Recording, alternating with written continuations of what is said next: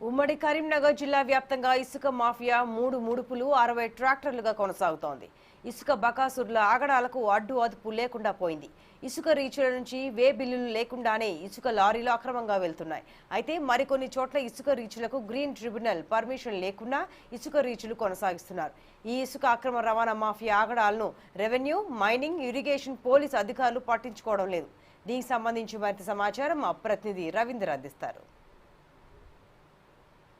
రెచ్చిపోతున్న పరిస్థితులు కనబడుతున్నాయి. ప్రస్తుతానికి కరీంనగర్ జిల్లాకు సంబంధించి మానేరు వాగు మొత్తం ఆనుకొని ప్రవహిస్తుంది. అదేవిధంగా మానకొండూరు ప్రాంతానికి సంబంధించి ఆడ చాలా వరకు వాగులోని ఇసుకను మొత్తం తవ్వుతూ యథేచ్ఛగా ఇసుక మాఫియా దారులు పైసలు దండుకుంటున్న పరిస్థితి కనబడుతుంది. రోజువారీగా వేల ట్రాక్టర్ల ఇసుకను కూడా అక్రమంగా తరలిస్తున్నా కానీ మైనింగ్ అధికారులు కావచ్చు, అదేవిధంగా రెవెన్యూ అధికారులు మాత్రం దానిపైన దృష్టి సారించని పరిస్థితి కనబడుతుంది.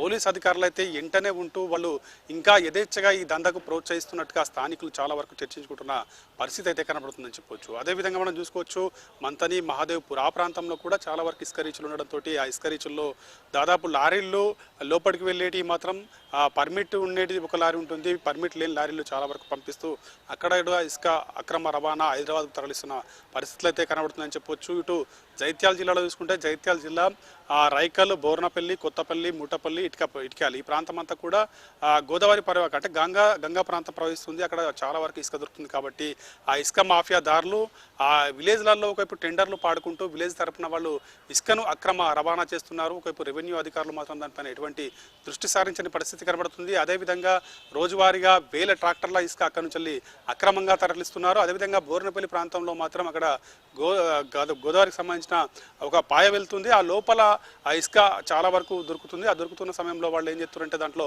కట్టెలు కూడా అంటే అటవీ శాఖకు సంబంధించిన కర్రలను కూడా నరికి ఆ ఇసుకలో ఆ కర్రలను పెట్టుకొని వాళ్ళు తరలిస్తున్న పరిస్థితి కనబడుతుంది. అక్కడ అటవీ శాఖ అధికారులు మాత్రం ఎటువంటి దృష్టి సారించని పరిస్థితి కనబడుతుంది. వాళ్లకు మామూలుగా మత్తులో దూకుతున్నారని అక్కడ స్థానికులు అయితే చర్చించుకుంటున్న పరిస్థితులు అయితే కనబడుతుందని చెప్పొచ్చు.